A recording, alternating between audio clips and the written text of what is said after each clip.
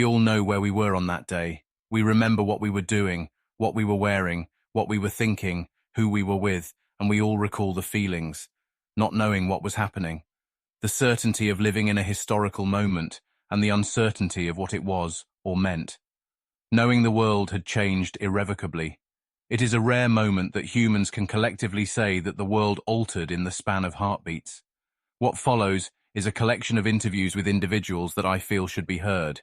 The interviews will span from the people making the big decisions to the people they most affected, from the perspective of those most immediately affected to those who were in positions to ride out the conflict, from the brave men and women fighting on the ground, sea and air, to postal workers, grandmothers, children, teachers, and a dog walker doing a favor for his neighbor. Each and every story is important to paint a real picture of what happened. You will know from your own experience how vital any and every action can be. We know how it unfolded, at least from our own perspective. You know where you were the moment it started, and you know where you were when it ended. You have your story, and this is theirs. My quest over the last year is to bring together a chronological telling of the events. The interviews were not taken in chronological order due to practicality reasons. Some interviews have been edited. This includes name changes when requested, some for privacy concerns, and others on legal requirements. Any interviews conducted with persons under the age of 25 have been edited as a matter of due course.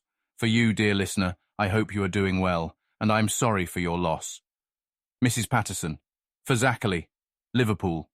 We meet in the refugee centre, situated on Anglesey.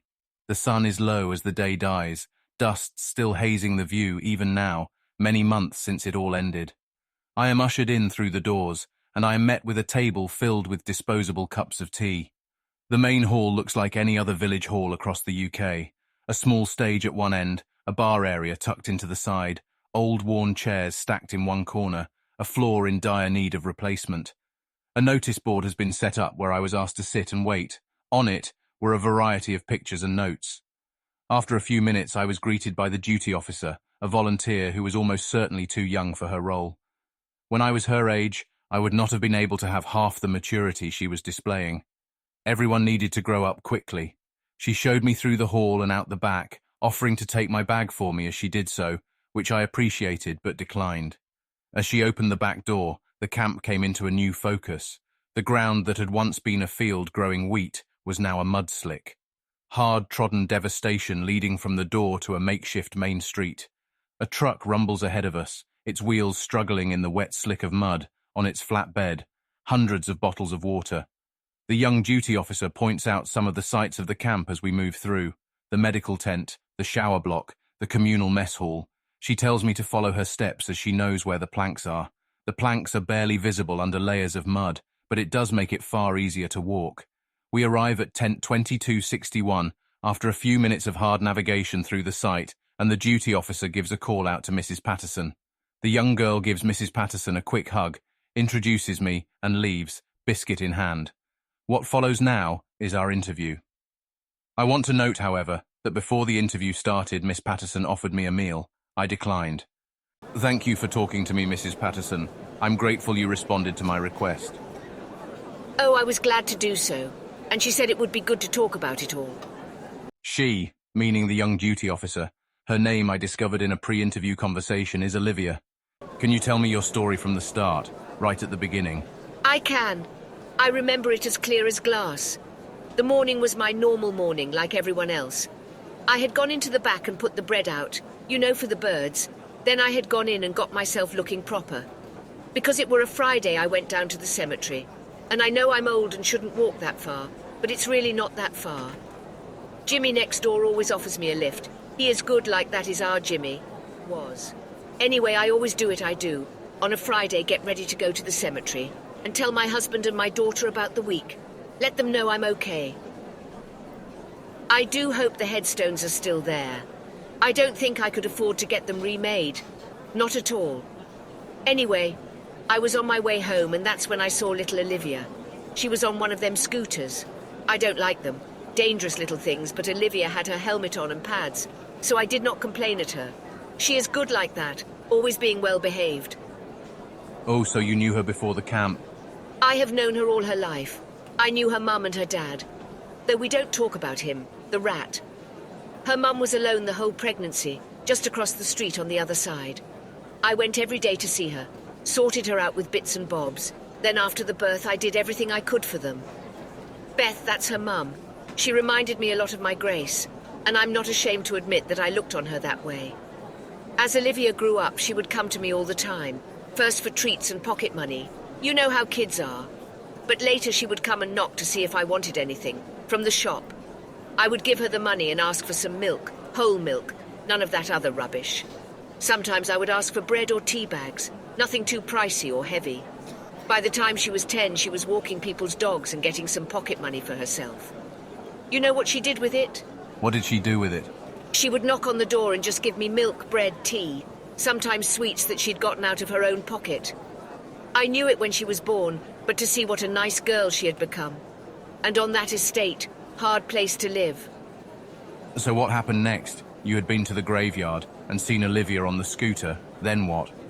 Oh yes, sorry, I do get sidetracked. Well, the good girl she is, she stepped off the scooter and walked with me. Even told her friends, some of whom I did not approve of, that she will meet back up with them. I hope they're all right. They were ruffians, but they were kids. I said she did not need to, and that she could play with them. But she is who she is, and was insistent she walk back with me. We walked and talked. I asked her about her birthday and the scooter. She said thank you for her card and the £20 I had put in it. She told me how her mum had been called into work even though she had booked the day off. I did not know it there and then, but that is the moment that changed everything. How so? She had not eaten, you see, on her birthday of all days. She had eaten nothing at all because her mum was in the factory. So I said to her, if you can stay away from your friends for half an hour, I will do you some lunch. And so I did. Back at your house? Yes, I have a key for hers, but I know they are always hard up on food. Best to use mine, and anything our Beth had could be saved for another day. We went in. She went into the back and gave the birds another feeding. She liked to do that, and I got to cooking. And then what happened? And then it happened. The first I noticed was that the radio had gone off. I had put it on the moment I'd started the cooker. I like to listen to Radio Merseyside when I'm doing things in the house. The call-in shows mostly. It turned off like the plug had been pulled, and I thought it odd. I checked it and it all seemed fine, but no power. I thought the switch in the mains must have gone. I checked the light switch and nothing. Then the toaster, nothing. It was when Olivia came in I knew something more was amiss. How so? She wanted to know if I knew why her phone was dead. Now, I'm no computer expert. Never had one, you see. But I do know that the power in my house going off should not affect her phone at all. And what did you think when she came in with a dead phone? I had no time to think. The next thing I know, and I'm talking seconds after everything went off, we heard that dreadful sound. The first dreadful sound everyone talks about in the first few moments. The cars? The cars. I had heard a car crash before, years ago, and that sound had stuck with me. The shattering of glass with twisting metal. It was that, but many times over, again and again for about a minute. I don't know if I knew it right then, or if I just remember this moment wrongly because I know now, but hundreds of cars crashing all at once, the power going out, it was pandemonium. I do know I was thankful Olivia had come with me and was not on the road with that scooter. Cars were the first dreadful sound, as you say. The second, what was that like for you? Unbelievable. I sometimes think that if Olivia had not been there right then, if I had not been responsible for her safety, I would have died from a heart attack. The car crashes had come to a stop. All the cars had come to a stop. And being in a city, let me tell you, a silence dropped over like nothing I've ever heard. An entire city in silence, and then the second awful sound. Think of yourself in that moment. Try to explain it as it happened. What came next?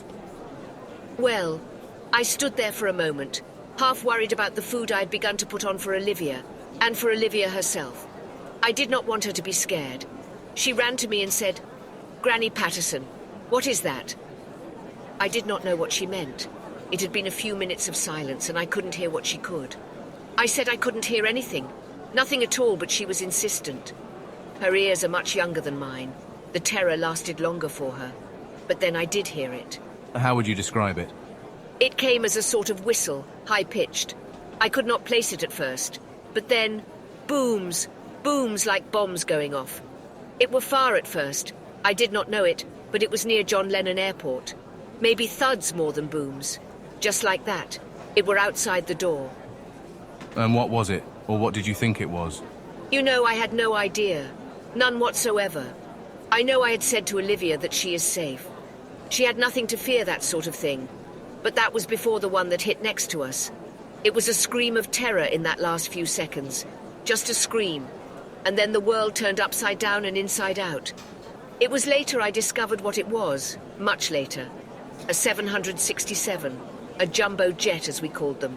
Smacking right down only 2 streets away. It were the power, you see. That had been the thing. All the power had gone. Not just in my house or on the street. It had been everything. Her phone, cars, aircraft, the lot. So this plane crashed nearby. What did you do next? I don't know, really. It all blends into one. It were a while before we went outside. I knew the house had been damaged in some way. Dust came down the stairs and I would not let little Olivia go up to investigate.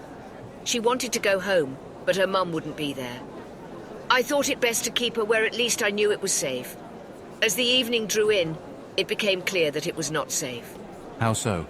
The sky was black with smoke, but it were on fire. We took a break in the interview at this stage. Mrs. Paterson clearly needed a rest, and I offered to return the next day if that was more suitable. She had been hiding it well, but she clearly had some trauma when retelling her story. I had often found in my interviews that at this point in any of the stories, as the planes fell, people struggled, especially the survivors from the cities. International airports, or more precisely the flight paths of international airports, were hit the hardest in the first few minutes. Huge fires beyond any control in densely populated areas were a recipe for disaster. This, on top of a complete communication blackout and vehicles out of action, led to what was at that moment, arguably, the biggest disaster in human history. Mrs. Paterson wanted to continue after a short break. Night had fallen, and Olivia had come back into the tent after finishing her shift. What Mrs. Paterson says after this point should be measured with her reluctance to spark any particular bad memories in Olivia, and as a result, her descriptive work is tame. I felt we had to leave. Smoke was clogging up the air, and the air itself had become more than warm. Fire reached right up into the sky. In some ways, it was as bright as day in the streets. So what did you do? Where did you go? When I opened the door to the street, I could really see how bad it was. I gave Olivia a wet towel to hold near her mouth to help stop the smoke, something I'd seen on TV once. She were not happy about it, and used it more to cover her eyes from it all, I think. Anyway, I just got moving with her, pulling her along. She can't recall any of this, though. The next few hours were just awful. One road after the next filled with smoke, clogged with people, all of us just breathing it in like it was nothing. It was only after a few miles that I realized I had not stopped, and at my age. What happened over the next few months? Well, Olivia is why I'm alive now. I did my part on day one, but she is the hero. The interview ends more out of Mrs. Paterson's need to sleep and her growing shortness of breath than her want to stop talking. She again offers me a meal, and I politely decline it. Olivia walks me back through the dimly lit camp to the hall where I entered. I get a small opportunity to ask her a few questions as we walk. Mrs. Paterson said to me that you are a bit of a hero. What can you tell me about that? She likes to tell people that. I don't really know why. You must have some idea. I think it's to downplay herself, to be honest. She said to you, I don't remember that night. I do. I was screaming. I wanted to get home to Mum. She kept me going. She said you lived across the street. Did you not go back to see if your mum had come home from work? She never talks about that bit. That's the bit I pretend not to remember. Do you mind telling me? She had come home, just in the nick of time, I guess. She had pulled up the car on the driveway right when the power died. So you saw her when you left Mrs. Paterson's house? Yes, I saw her, just before Granny Paterson put a cloth over my face. What did you see? Mum, burning, the house collapsing with a jet engine in it. Post-interview note. Olivia had asked me not to publish these questions until after Mrs. Paterson's death. Sadly, Mrs. Paterson passed away a month after our interview. She had lung cancer, but never once blamed that infamous day. She left behind no family, but now rejoins her husband and daughter.